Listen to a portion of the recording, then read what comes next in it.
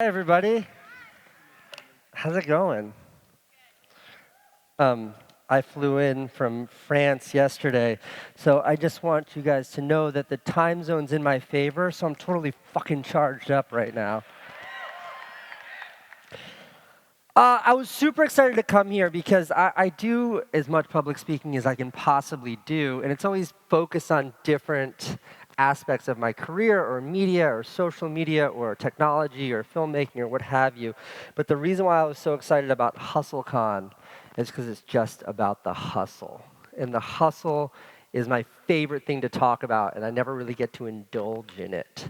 So I want to sort of take you guys through a story of my life, my career, how it landed to where I am right now, with a really narrow focus on the hustle part, um, which is something I haven't really pulled apart yet. So with that, indulge me. All right, hustle. Where does it begin?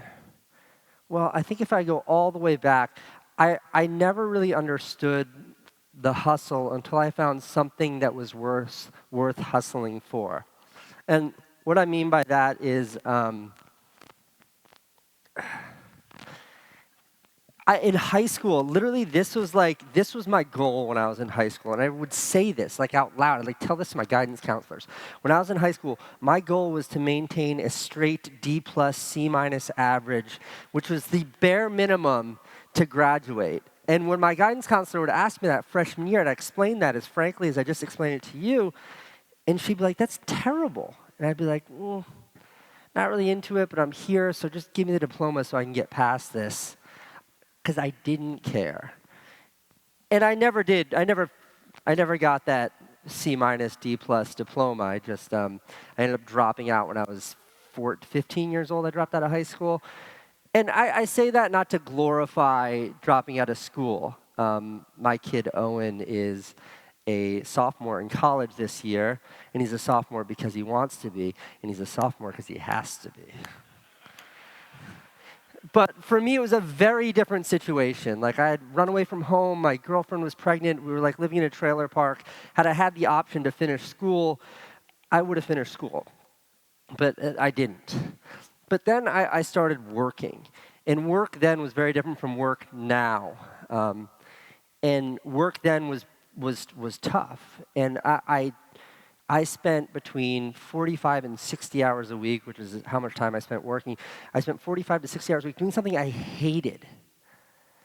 And I think like that window of time, which was about 3.5, 4 years of my life, was the most instrumental part of my life. It's a time in my life that I call like a phase of arrested development. And what that means is no matter how much I grow, no matter what success I find or happiness I find or struggles I have for the rest of my life, I will never get past being that kid. And that kid was like a 16 to 19 to 20-year-old, that informative, like late teen years. And I worked in a restaurant, scrubbing dishes for a living. I had a whole bunch of bosses and a bunch of cooks in the restaurant that gave me a hard time. And then at home, I had a baby, and I lived in a trailer park and barely had enough money to make it by. And no matter what happens to me, I just got back from the south of France. But even so, when I think, who am I? Whenever I have these moments of existential crisis, that is what I identify with. And that's what I identify with more than anything. That's what affected me the most. And it was like when I was a dishwasher, when I scrubbed pots for a living, I was the best fucking dishwasher that restaurant ever had. Because that, unlike high school, that was the first time I understood. The more hustle I poured into that job, the more I got back. And I remember I had a system. I was the best dishwasher. I had a system. Nobody could beat my system. Dishes were always clean. I'd sit there on a Saturday night life like this, the whole sink clear, being like, what? That's all the dishes you got for me? Because I knew the harder I worked, the more I'd get back. And sure enough, before I left that kitchen to move to New York City to become a filmmaker, before I left that kitchen, I was a line cook. I had 2 promotions. Pretty big deal. Pretty big. I was making salads. But that was where I understood really the value of hustle and what hustle meant. And it was the most fair transaction ever. You put a lot in and you get more out. And that very rudimentary, very fundamental understanding was something that I first tasted in the kitchen, and it's something I've never, ever, ever let go of. And to get a little personal, a little bit weird right now, because I feel like I know you guys. Been pretty generous with your laughing at my weak jokes so far. One of my biggest frustrations in life when Candace and I are with the marriage counselor is I try to equate my work ethic to my marriage or relationship ethic. And I'm like, I just don't understand. I work so hard for this marriage. Why isn't it yielding dividends? And both my wife and our marriage therapist looks at us and like, the fuck is wrong with this guy? Um, so I moved to New York City, and I moved to New York City at $800 to my name, no high school diploma. The only work experience I had was in the back of a kitchen, and not even a great kitchen. And, and the hustle in New York City really sucks. It's super easy and fun to romanticize, especially now. But the reality of those days was absolutely miserable. It was like, my apartment then, I had a futon in my bedroom, and the bedroom was so small I couldn't lay the futon flat. I had to sleep on a futon that was upright, which wasn't a big deal, but I also had a 2-year-old at the time. I had a shared bathroom in the hallway of my building, which is like particularly, it always kept you it always kept you humble in the most literal way possible when you have to like take a leak in the middle of the night. So you like put on your shoes and you walk down the hall like it's a college dorm room or a summer camp, but instead of sharing it with your camp mates or your dorm mates, you're sharing it with like people who just got out of prison and sort of like undocumented immigrant. It was a gnarly, gnarly situation. And in the meantime, I had a job that barely paid me as a bike messenger. Like this is 2001, so you paid for your cell phone by minutes. I don't know if anybody remembers those horrible days. You like couldn't take a call till 8 o'clock when your minutes were unlimited. But like I'd get all my bike messenger assignments on my phone, and I remember at the end of the first month as a bike messenger, my bill was like exactly $40 more than my income for the entire. So it was like cost me like $10 a week to be a bike messenger. It was a pretty shitty job. And then like how I got my first real job working for an artist in New York City. It was an artist who made sculptures. His name was Tom Sachs. He made sculptures out of all kinds of things. One of his favorite materials were those police line do not cross barriers, the wooden ones. And a friend of a friend told me he's like this cool famous artist and he has a bounty of $10 per barricade. I was like, shit, those things are all over the city, free money.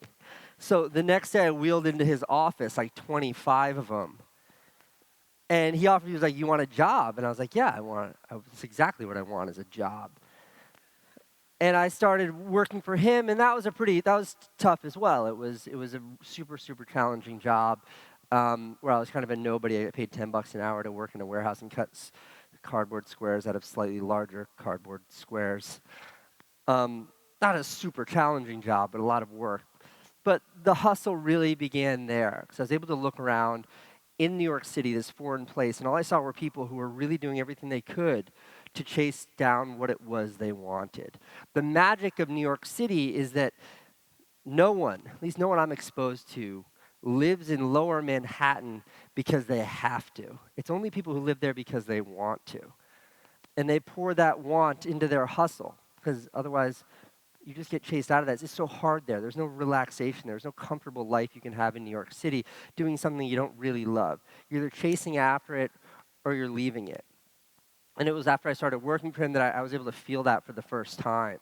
And the hustle went in a million different directions. And I remember I would work for him from 10 to 6 p.m. And then after 6 p.m., I would like sneak around his office filming stuff with my camera with my big brother. And then we'd go edit little videos about our job.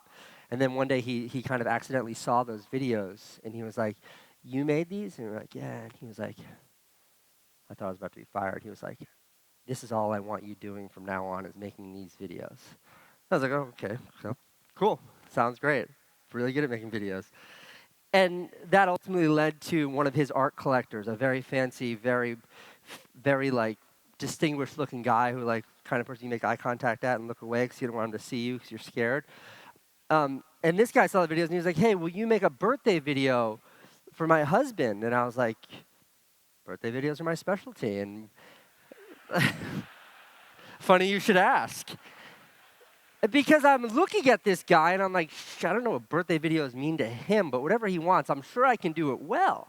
And this was like really the first time that Van and I, my brother and I, got paid to do something with a camera.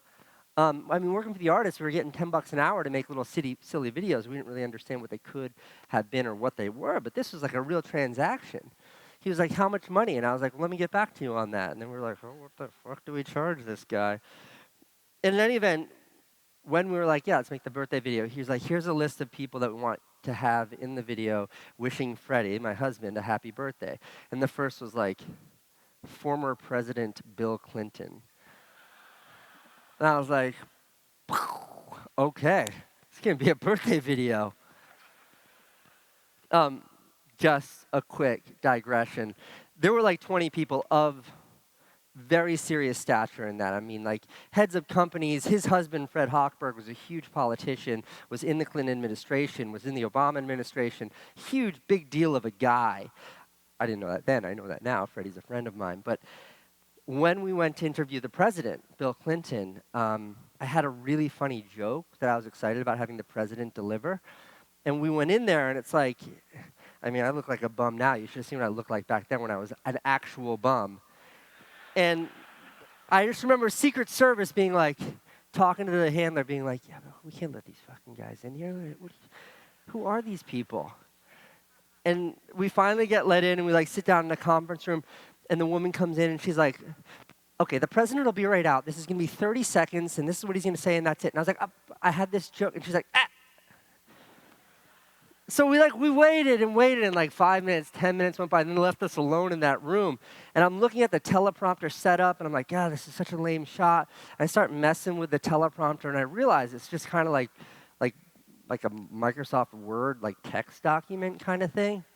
So just like Control Alt, and the whole thing shut down. And literally as that happened, in walks Secret Service, like full on, like doors slam open, stand back like this, and then in walks the president, and I'm like, whoa. And he sits down, and he's like, he's Bill Clinton, he's like the king of cool, and he sits down, and he looks into the teleprompter, and he's like, all right, I'm ready. And then the woman's like, okay, Mr. President, right into the camera and the teleprompter. Just a second, Mr. President. And I was like, and I go over to the president, and I was like, Mr. President. And as I'm approaching him, like literally like this, the Secret Service is like, and I was like, Mr. President, I had this funny joke. And he's like, all right, boys, I love that. And I hit record. He delivers the joke, and then we stop recording, pack up the cameras, and the woman's like, I almost got it, Mr. President. We got it. We were out. So the video was like, when we played the birthday video, it was very well received. And then that was kind of the beginning of bigger things, like because we showed that to a room full of people that were like, important. Other people started asking, like, who are these guys that make that video? How the hell did they get Bill Clinton to say that? And we were given kind of other opportunities. And that very art collector was like, I'd love to do something with you guys. And we're like, great, we have this art series we'd love to do. And he gave us hundreds of dollars to bankroll that art project, which was a series of short videos that Van and I wanted to make. And literally, we used Mr. Wizard's World's book of experiments to do at home as our script. And we shot them in the bedroom of my apartment, just up against the wall. And we called it Science Experiments. And we did that because we couldn't afford sets. We couldn't afford a lot of footage. We couldn't afford anything. But we had these little interesting stories that we shaped around science experiments. And then when that same art collector saw that video, he was like, this is going to stop traffic. This is incredible. And we started pushing it around. We had an art collector in Miami who showed it at Miami Art Basel. While there, the chief curator, whose name I literally remember, Jacopo Visconti.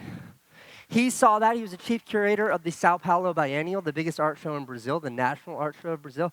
He invited us to show those movies, science experiments, at the National Art Show of Brazil.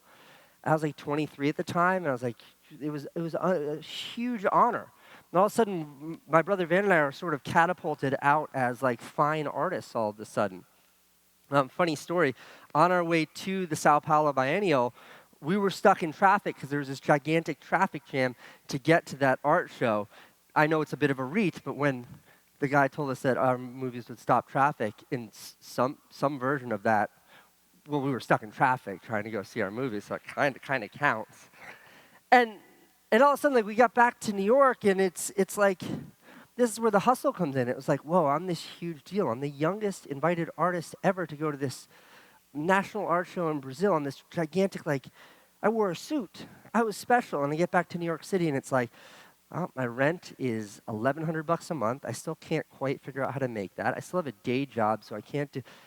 And the realities of the hustle, that unromantic part that is so easy to gloss over when telling fun stories of being this young artist and getting to do these wonderful things, that was omnipresent. It never faded. It never went away.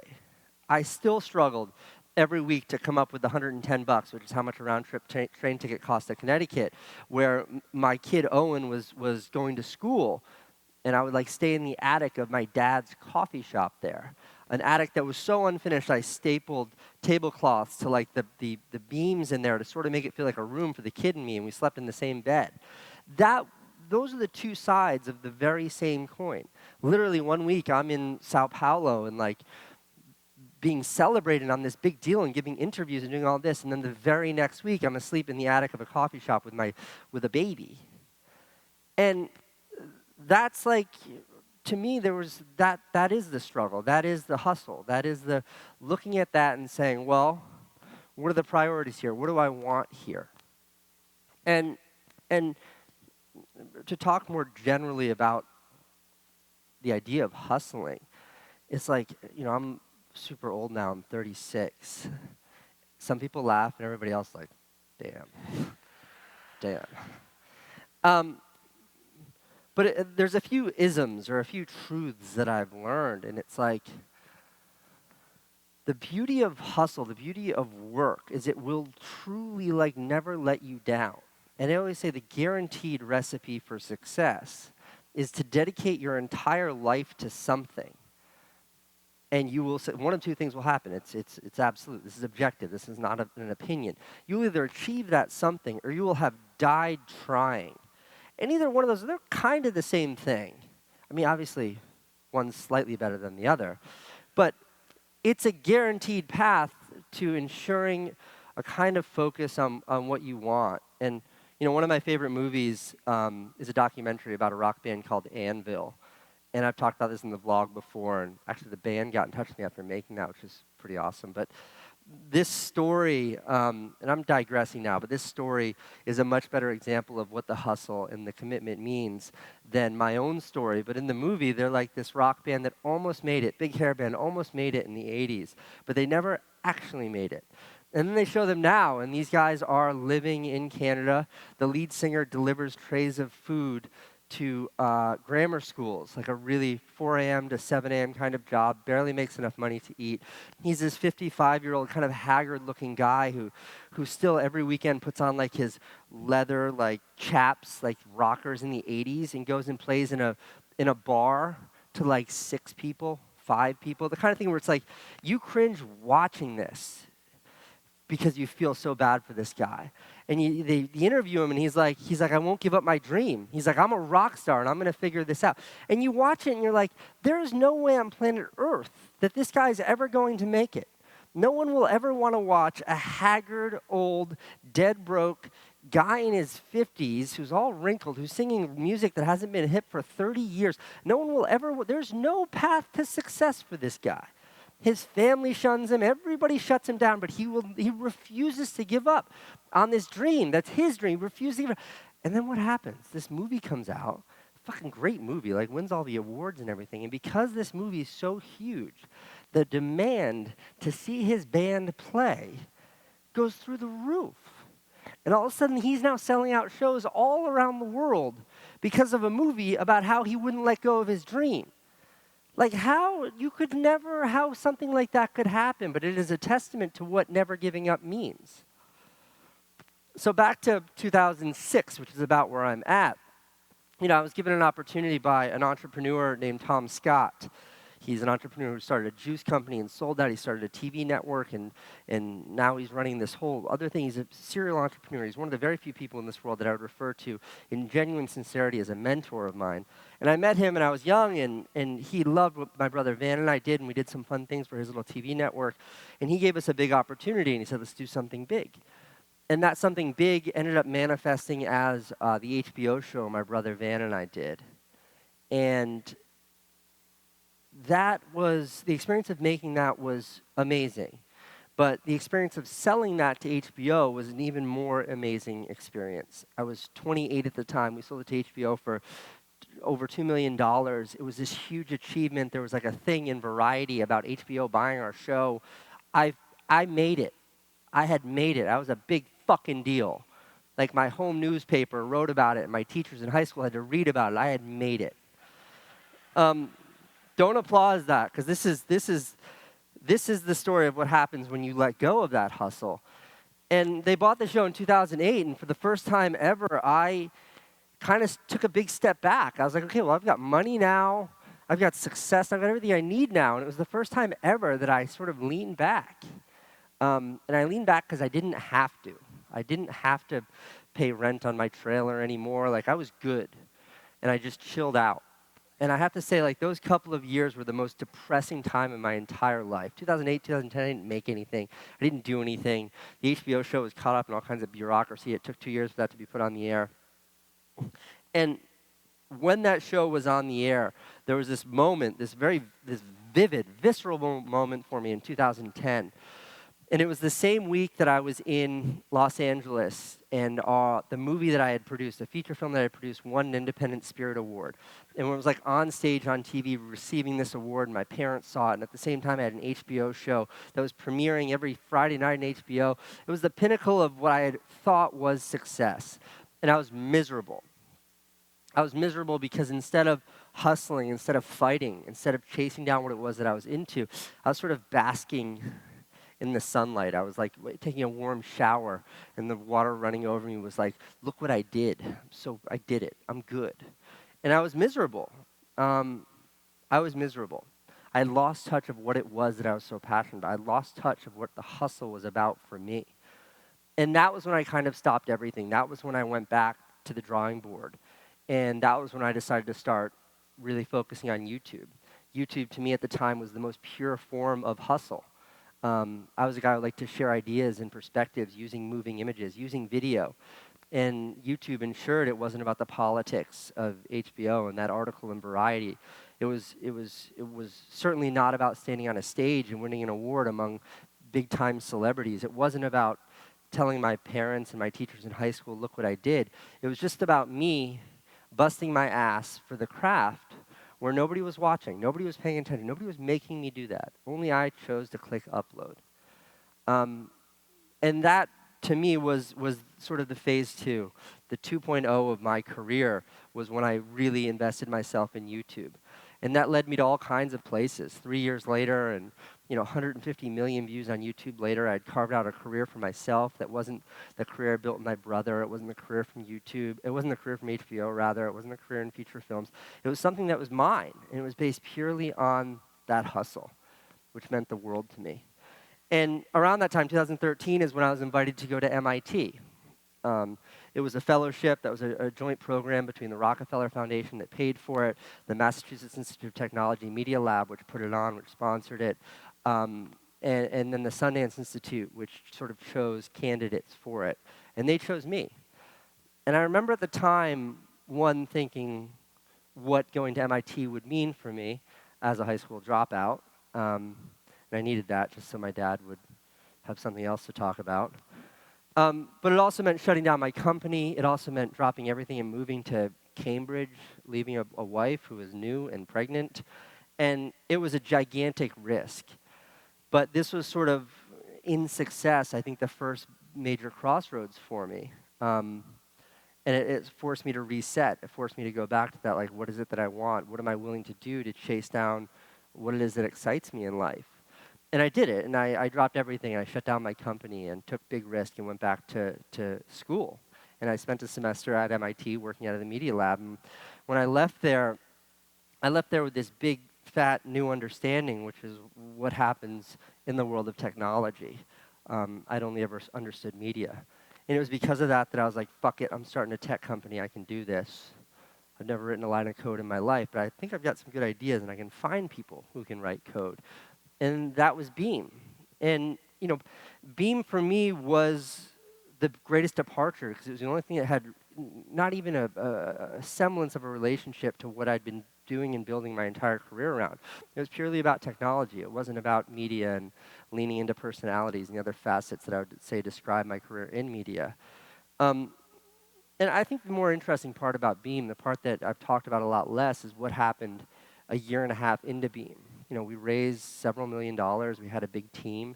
We had a bunch of success at the beginning because of the way that I was able to leverage my footprint in the social space and bring a lot of people to this exciting idea, the idea that the product itself didn't quite deliver on.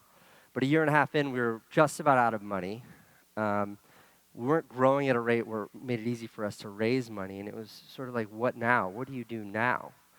And I made a decision then, which my lead investor did support, although most people on YouTube didn't really understand, which was like, we had just enough money to pay our bills and pay payroll at Beam. And Matt and I were having to make a decision, what do we do now? And I came up with this great idea, and I was like, why don't we take the entire team on vacation? And Matt was like, that kind of makes sense. And I was like, it totally makes sense. So we did. We went on this big vacation. We all literally went to the Dominican Republic and sat in the sun for a week. And that sounds crazy and stupid, but what came from that was this understanding, the most valuable thing we have is this team, because we work together so well, we love each other, we make incredible products. And I was like, okay, we got this team, what else do we have? We got this great show that I called a vlog about what we're doing here. There's a lot here. There's a lot here that's beyond this one product that didn't make it. There's so much here. And it was that enthusiasm that was yielded from that trip that sort of made me go back out there and rethink what it was that we had, what the value prospect was on this company. And that ultimately manifested into the sale to CNN. And that's sort of where I leave this talk and where I leave us now, which is that for the first time in a really long time, I'm standing at the bottom of a mountain that's probably bigger than any other mountain I've ever looked up at, trying to figure out what the fuck to do. I mean it. CNN just bought my company. All of a sudden, we have tremendous resources. We have an unbelievable team. We have all the resources from Turner and above. And we have all these eyeballs looking at us saying, what are you going to do now? And when I look at it and try to figure out how to build a really successful company and how to build it under such scrutiny, I don't entirely know how to do it, but I know what the number one most important ingredient is in making it happen, and that ingredient is the hustle. So that feels like it's a really full circle kind of way to end this talk right here, so I'm just going to stop there. But that's where I am now, and I think we're doing questions, but I wanted to thank you guys for coming and hanging out. Hey, Casey. Yeah, I was going to show you guys videos, but they're on YouTube, and I'm so excited to talk to an audience about the hustle. That's cool though, right? They can always use their phones, You can always use your phones, Okay, so we had a handful of great questions from the Facebook group. I'm going to go ahead and pick one or two because we only have a few minutes. But Casey, one question that came up a bunch is, how do you manage to do everything you're doing with a family? Because you've had a child from very early on. Now you have a wife and two young kids. Sure. People used to ask, especially when I was really struggling and had a baby at home, how do you do it with a kid? And my response has always been, I can do this because I have a kid. I, as much of a crazy egomaniac narcissist as I am, it's you need a reason in life to do things. And for me, I don't know what else could drive me if it wasn't for having somebody else to do all of this for. And that's kind of the role that my family plays. Pragmatically, how do I do it? Yeah, so another question that got upvoted a bunch was, how do you organize all your projects, which is quite similar to how you manage your time with your family? I mean, the time management thing is real. It's hard. I mean, what it literally manifests as, it's like I leave for work every day at 10, which is after Francine is off on her day to school, and I'm home every day before 6 o'clock. And she goes to bed at 8. And then I'm working from 8 until midnight, and I work from 4 a.m. until 7 a.m. when she wakes up. So it's really just, it's a prioritization, and then also, I don't party, I don't really drink, I don't socialize. I say this in jest, but I mean it. Like, I don't hang out with friends. I don't really know if I have any friends. So you're saying you do all this with 3 hours of sleep? Well, my recipe for sleep is like, I need 3 to 5 to function, but I can only do that for like 4 or 5 days in a row, and then I need, like last night, like a solid just 8 hours of sleep, and I'm good. But yeah, sleep's a fucking huge. Sleep and the wind are my two biggest arch nemesis in this world. All right, we have just a minute or two left. One question that I think is super interesting is what piece of content that have you created that you're most proud of? I mean, the stuff that I'm most proud of is anything involving the family, because it becomes a little portrait of my life that I'll always be able to look back at. When I think of the first year of making the vlog, before it got so big, it got really scary, and I had to stop putting my baby in it because I was scared of all kinds of realities. But when I look back at those early days of the vlog and I see like what was my burgeoning family then, like that's incredibly valuable to me. Any particular videos that they can search? I mean, yeah, I would say look at the one called A Love Story. It's about how Candace and I got married. Like, I watch that, and no matter how much we're fighting, I'm like, oh, I do like her. And last question, what's been the biggest failure so far for you? Sure. The biggest failure was celebrating success was the biggest failure. I think the biggest takeaway from that is like with each new success, with every success should come a bigger, more ambitious goal. And I think it took a real couple years of what I would describe as failure to be able to appreciate that. Anything left you want to say? I mean, sure. Can you reset the clock? I'll go another 30 minutes. No, we've got about 10 seconds. No, I just want to thank you. And, we were talking backstage before I came out, and I was just saying how infrequent it is to get to speak to an audience that is as sort of well-informed, as engaged, and as focused as I've understood this audience to be. And I just say that, like, the thing about the hustle is that so few people are actually willing to do it. So few people are willing to put in what it takes, that every time you see somebody drop off or take the safe route or do something that is a huge compromise because it's less risky, that's just one less person that you'll have to climb over on your way to the top, and never forget that. Thank you.